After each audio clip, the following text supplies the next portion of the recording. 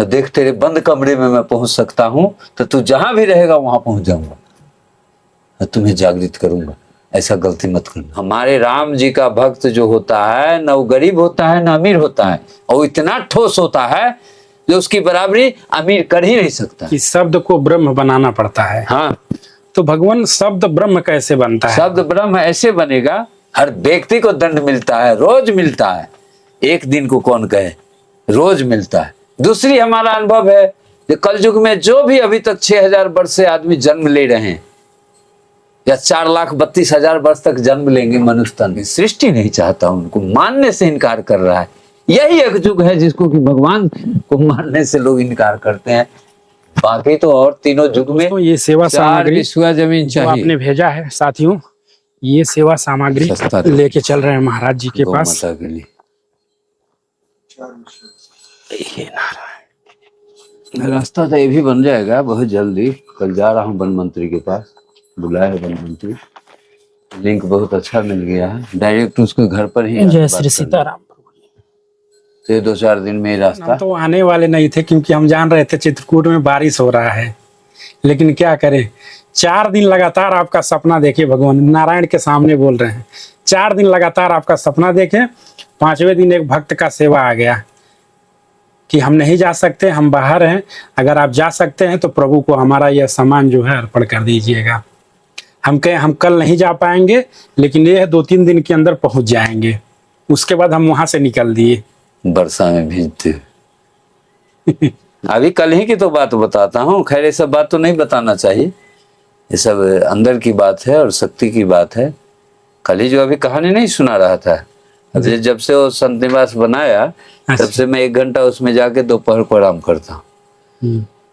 वो बंदर को मैं भगाया अंदर घुस के, तो जिधर से निकलने का उधर से निकल नहीं रहा था, बार बार उसको डंडा पटक रहे थे, इधर से निकल जा, गेट खुला है। अब बार बार उधर से जाता था, कितने तुलसी जी तोड़ा, कितने पेड़ तोड़ा, भाग दौड़ में। मैंने उसको क्रोध आया तो 2 डंडा मारा, अब बढ़िया से मारा, पीठ पर मारा। तो बंदर क्या किया, ऊपर ऐसे जाली पकड़ा, ये कल की बात है, नीचे पैर से पकड़े हुए और जाली से चिपक के ऐसे बैठ गया। मैं कहा जे मर तो नहीं गया। फिर मैं गेट से बाहर निकला, फिर बाहर से जाली पर मारा डंडा, तो फिर भगा कूद करके और उधर जा करके तब जाके गेट से निकला।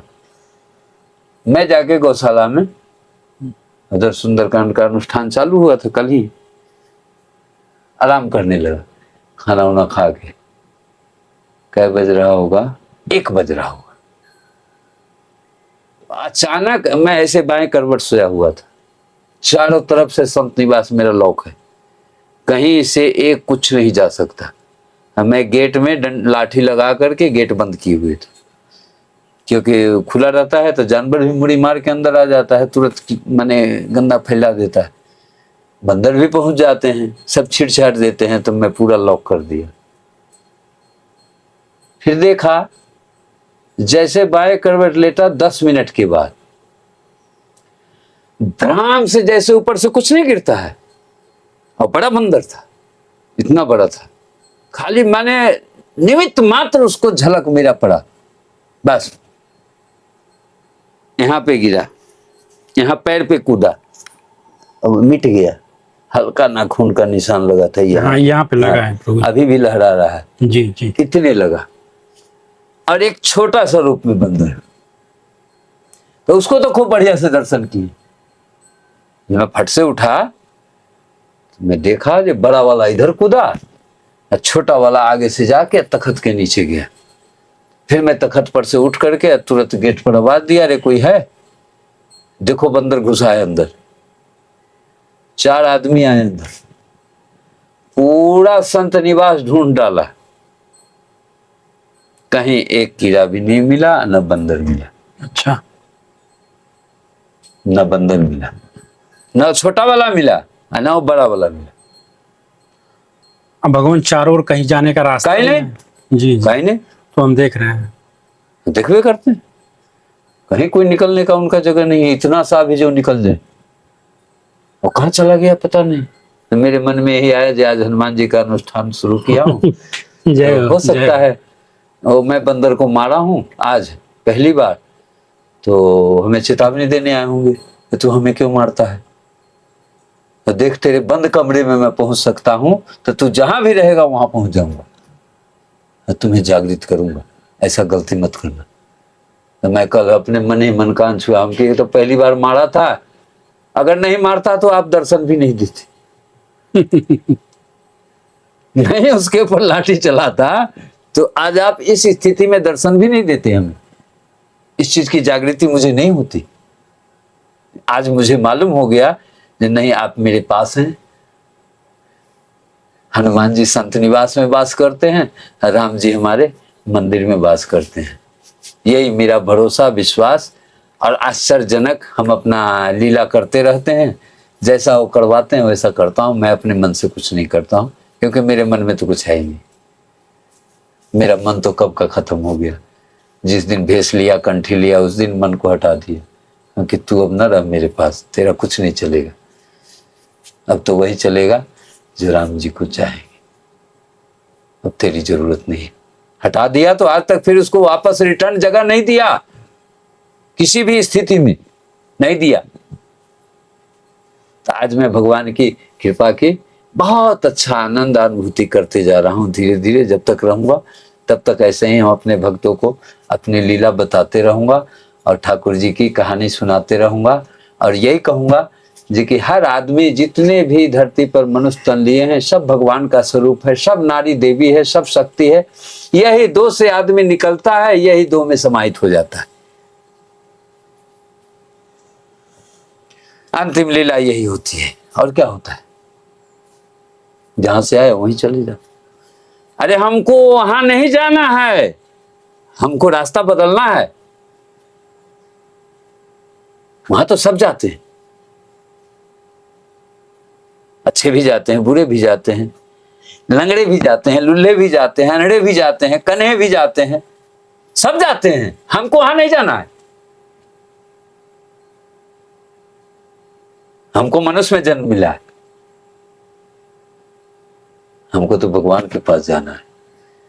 तो कुछ अपना स्थिति शरीर का, खाने पीने का, सोने बैठने का, आदर सम्मान मर्यादा का, तो ये सब चीज प्राप्ति हमें सत्संग से होगी। खाने पीने से और नाच देखने से, अब पैसा उड़ाने से नहीं मिल सकता है। सब चीज नहीं मिल सकता, कभी नहीं मिल सकता। कोई भी ऐसा ख्वाब देखता होगा मैं खूब धनवान बन जाऊं, धन भी रहे मेरे पास, अब प्रभु की कृपा भी रहे बनी, तो ऐसा नहीं हो सकता। हमारे राम जी का भक्त जो होता है, न वो गरीब होता है न अमीर होता है, और इतना ठोस होता है जो उसकी बराबरी अमीर कर ही नहीं सकता है। भोले बाबा का जो भक्त होता है वो खूब अमीर हो जाता है, क्योंकि वो तुरंत ढर जाते हैं, कोई चीज से खुश हो जाते हैं। पानी भी चढ़ा दो तब भी खुश है, बेलपत्र चढ़ा दो तब भी खुश है। ऐसी उनकी लीला है। तो वह भक्त कभी कभी गिर भी जाता है, क्योंकि इतना ना वो धन दे देते हैं तो धन में उसका अहंकार हो जाता है। हमारे ठाकुर जी इसीलिए उतना धन नहीं देते हैं। एक बार तो ये मेरा बन चुका है, इसको अब थोड़ा सा ज्यादा प्रेफरेंस दूंगा तो कहीं इसमें अहंकार ना आ जाए। तो इसीलिए हमारे राम जी के भक्त जो होते हैं बड़ी समझदारी से अपना जिंदगी और अपना आनंद को लेते हैं, वो किसी को सुनाते नहीं है। सुनाने से भी क्या लाभ बताओ? अगर मैं अपनी अनुभूति सुनाते रहूं तो हमारे अंदर की शक्ति तो खत्म हो जाएगी, फिर मैं क्या बताऊंगा उसको? वही शक्ति है जो बचा के रखता हूं, जो अच्छे अच्छे शब्द का उच्चारण होता है और लोगों को भरोसा होता है, विश्वास होता है, तो अपना जो भी थोड़ा बहुत दान दे देता है उसी में अपना काम हो जाता है। विशेष की हमें व्यवस्था नहीं करना पड़ता है। यही मेरा भाव रहता है, यही मेरा स्थिति है शुरू से आज तक। भगवान करें जो ऐसा ही स्थिति बना रहे तो ठीक, इससे ज्यादा हाई फाई में ना हो तो ठीक रहे। नहीं भगवान, अभी आप थोड़ी देर पहले बोले हैं कि शब्द को ब्रह्म बनाना पड़ता है। हाँ, तो भगवान शब्द ब्रह्म कैसे बनता है? शब्द ब्रह्म ऐसे बनेगा जब हमारी रहनी ठीक होगी, खान पान ठीक होगा, बोलचाल ठीक होगा। बोलचाल तो बाद में ठीक होगा। रहन सहन, उठना बैठना, कैसे मनुष्य को उठना चाहिए, कैसे बैठना चाहिए, कैसे माता पिता के सामने उसको रोल करना चाहिए, कैसे आए गए हुए बड़े बुजुर्गों के साथ उसको व्यवहार करना चाहिए, मनुष्य जीवन में ये सब तो सीखना पड़ता है ना भाई, तभी ना तुम्हारा सम्मान मिलेगा। बिल्कुल। और चौथा चीज, सबसे बड़ी चीज है वाणी को सत्य बनाने के लिए, ब्रह्म बनाने के लिए आहार। आहार आहार अगर हम शुद्ध करेंगे, शाकाहारी करेंगे, तो बिना बनाए मेरी वाणी बन जाएगी। कितने परसेंट हमारे भारत में ऐसे भक्त हैं जो आहार को शुद्ध कर सकते हैं थोड़ा मन पर कंट्रोल करके? मुश्किल से हमको लगता है अभी 30% है जो शाकाहारी हैं, 70% में तो डूबे हुए हैं। 70% डूबे हुए हैं। और उनको निकाल सकता है तो भगवान ही निकाल सकता है, बल्कि वो खुद को नहीं निकल सकता है, डूब तो गया है। ये खुद को चाहेगा जे कि मैं इसको छोड़ के अब शाकाहारी भोजन करूं, अब भगवान की कृपा सत्संग सुनूं, बड़ी मुश्किल है। वो भी प्रभु चाहेंगे तभी हो जाए, और नहीं तो बड़ी मुश्किल है। क्योंकि वो स्वाद ही ऐसा है, नहीं, वो स्वाद ही ऐसा है, उसको छोड़ नहीं सकता। मर सकता है लेकिन छोड़ नहीं सकता है। भगवान आपके कृपा से और आपके आशीर्वाद से प्रभु जी हम वृंदावन आते जाते रहते हैं। भगवान वहाँ पे देखते हैं हम विदेश से, इंग्लैंड से, रूस से महिलाएं, पुरुष, बच्चे आकर के एक साइड में बैठ करके राधा राधा कृष्णा कृष्णा का लोग जाप करते हैं और शुद्ध आहार करते हैं। और प्रभु जी यहाँ पे हम देखते हैं कि जो धर्म स्थल है वहीं पे लोग खाने पीने लग रहे हैं, और वो लोग 7 समुंदर पार से आकर के सात्विक रह करके यहाँ पे सीताराम राधे श्याम का प्रभु की कृपा से 7 समुंदर पार से आके वृंदावन, अयोध्या, चाहे चित्रकूट में ये काम करते हैं, अपनी मर्जी से नहीं। सत्य है, अपनी मर्जी से नहीं। हो सकता है किसी जन्म का पुण्य उसका बाकी होगा थोड़ा बहुत, भगवान ने मौका दे दिया। सुमति सुमति कुमति सबके उड़ रहे, नाथ पुराण निगम अस कहें। कोई ऐसा इंसान नहीं है जिसमें सुमति और कुमति ना है, और उसका मालिक भगवान है।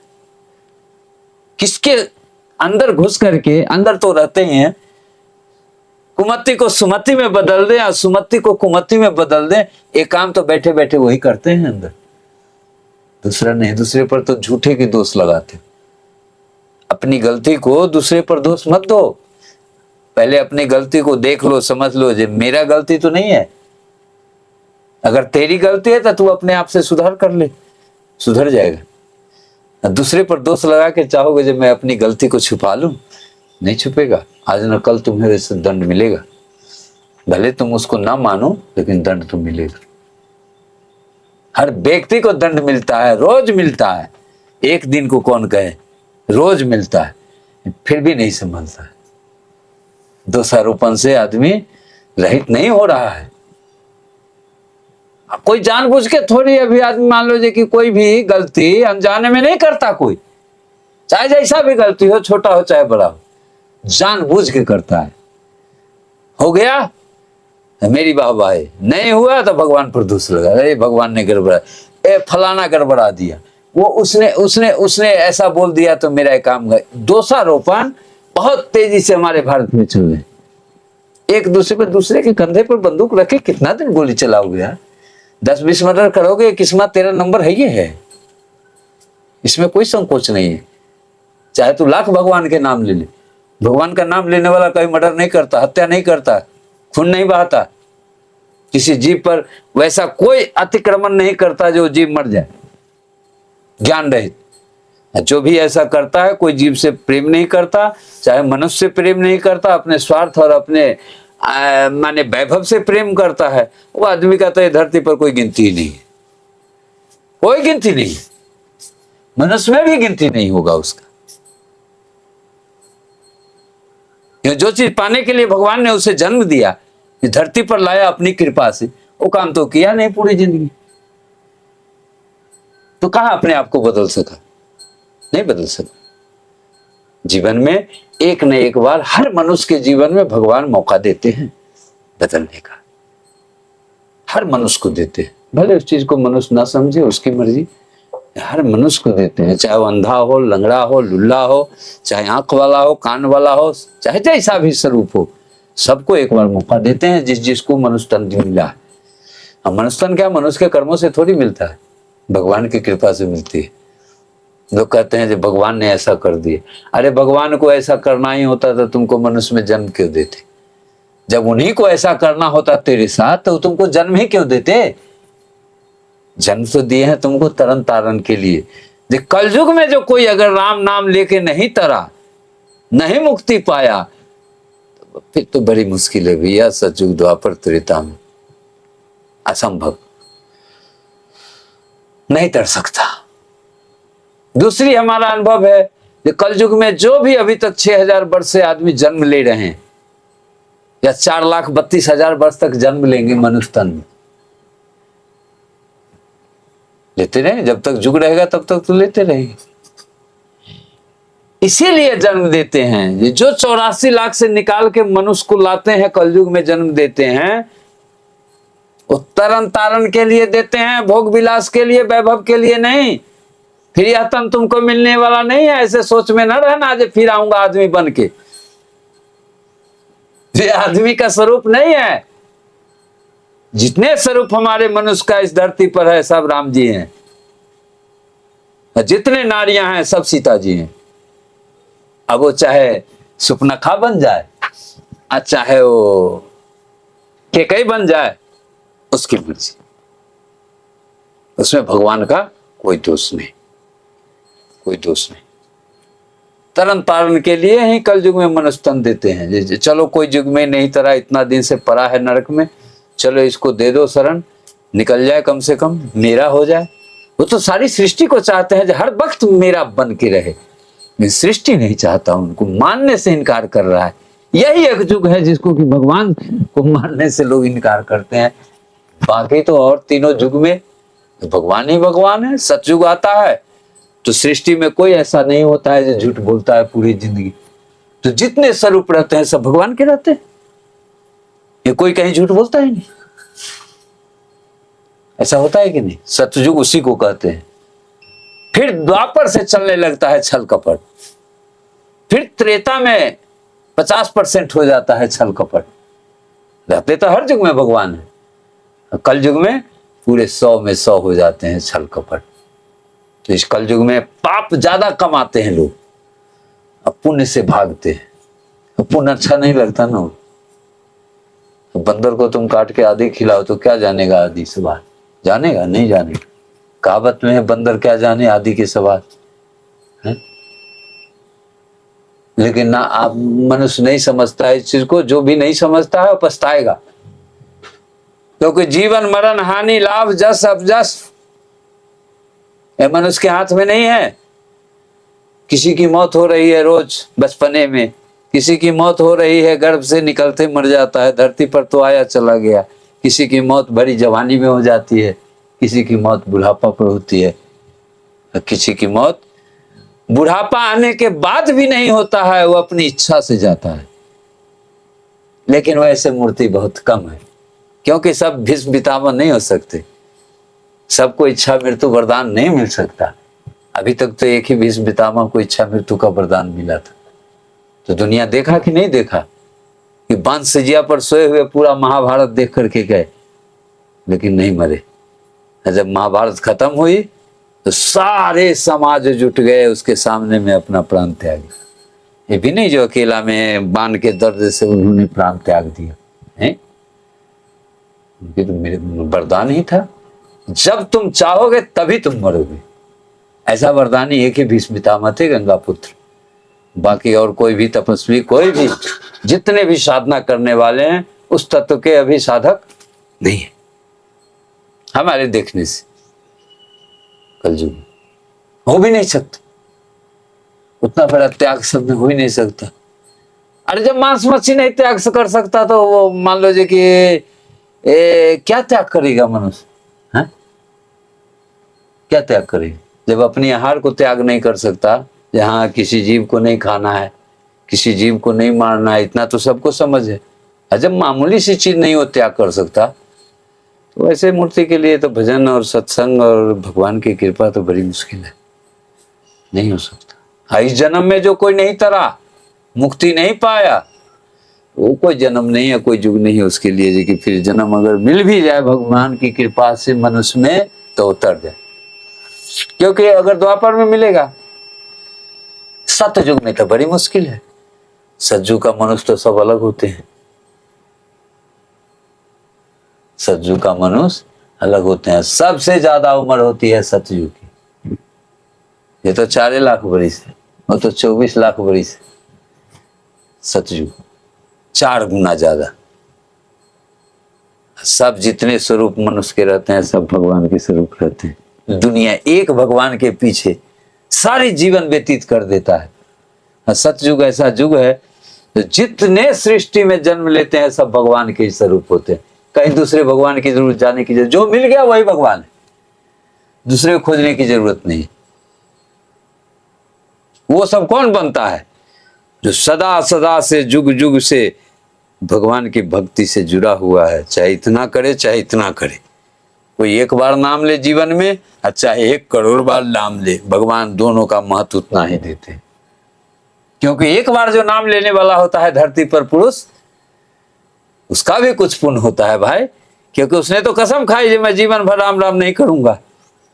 और जब समय आया तो भगवान स्वयं उसको मति दे करके राम निकलवा देते हैं मुंह से, तो उसको ही भगवान अपना लेते हैं। जो उल्टा बोलता है राम नाम, उसको ही भगवान अपना लेते हैं।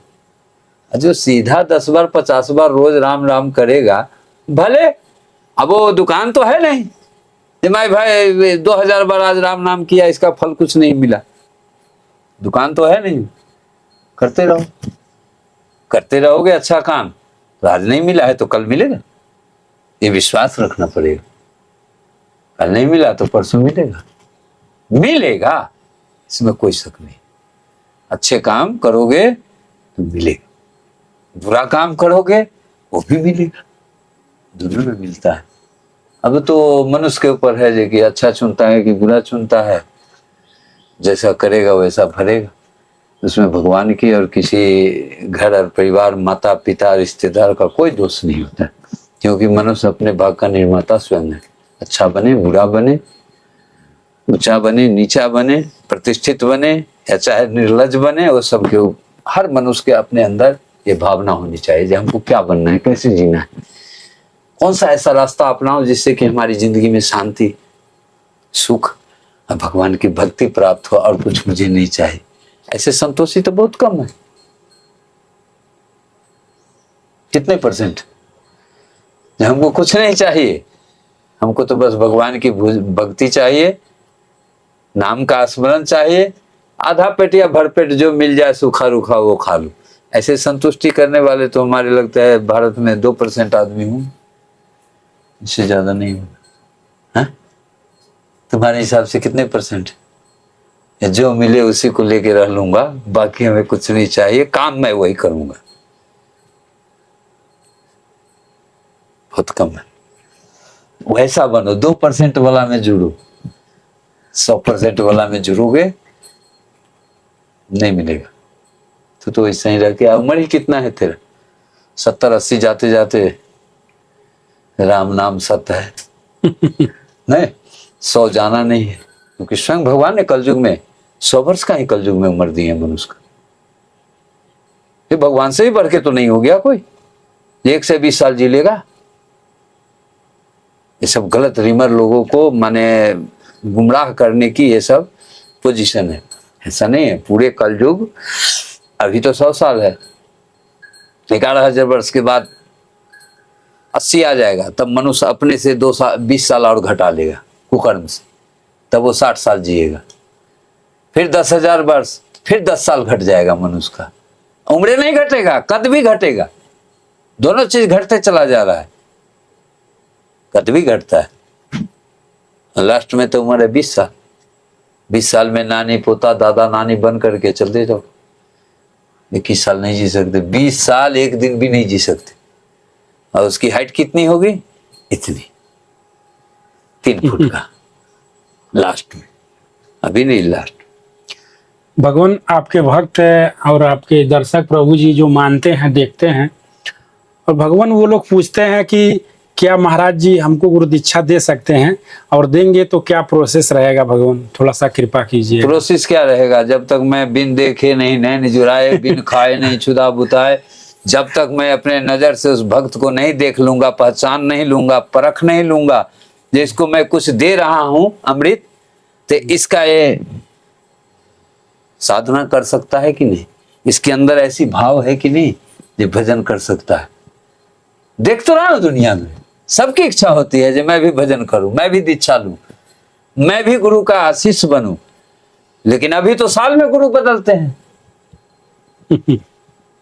एक ही साल में 6 महीना में चेला का काम नहीं, अरे गुरु ठीक नहीं है। तो उस तरह का विशेष हम अपने मन से, तो मैं तो ये चाहता हूं जो मेरा कोई शिष्य बने ही नहीं, मेरा वाणी का स्मरण कर ले, भगवान की कृपा पात्र बन जाए, हमारा कृपा पात्र न बने। मैं हाथ जोड़ के कहता हूं, जो जहां बैठे हैं इसको बड़ा ध्यान से सुनेंगे। मुझे इस चीज की अभिलाषा नहीं है तुम मेरा भक्त बनो, अब मेरा कृपा पात्र बनो, अब मेरे बातों पर तुम चलो, नहीं, मैं जो बोलता हूं उस पर चलो, अब भगवान का कृपा पात्र बन जाओ तो सबसे अच्छा रहेगा। मैं सबको यही सलाह दूंगा, यही सजेशन दूंगा। मुझे इसकी कोई चीज का शौक नहीं है जो मैं क्या बनूंगा, जो बनना था बन गए, अब आगे जो उनकी इच्छा होगी करते रहेंगे। हम अपने कर्मों पर आधारित हैं, हमको जो नहीं चाहिए सो मिलेगा, और जो नहीं चाहिए वो भी मिलेगा, और जो मिलेगा वो मेरा तो कुछ है नहीं, मेरे लिए तो देते नहीं है, मैं तो 1 रोटी 2 रोटी खाता हूं, है नहीं यहां मिलेगा। तो हमने तो ये भी संकल्प लिया है, चित्रकूट के धरती पर जब तक जिंदा रहूंगा, जीवित रहूंगा, स्वस्थ रहूंगा, तो भीख नहीं मांगूंगा, किसी के सामने हाथ नहीं फैलाऊंगा, चाहे जल पी के मैं मंदाकिनी का अपना शरीर छोड़ सकता हूं, लेकिन किसी गांव घर में जाके मैं 1 रोटी मांग के नहीं खा सकता। ये मेरे में हिम्मत नहीं है, बाकी सब हिम्मत है। बस इतना ही वचन मेरा ठाकुर जी निभा दें, इससे मैं धन हो जाऊंगा, मुक्ति दें चाहे ना दें, फिर जन्म लूंगा, फिर प्रयास करूंगा। क्या है, एक ही बार जन्म लेने से मैं मनुष्य कहा जाऊंगा? बार बार हर युग में जब आऊंगा तब मनुष्य का पद मिलेगा, तब भगवान का भक्त कहूंगा।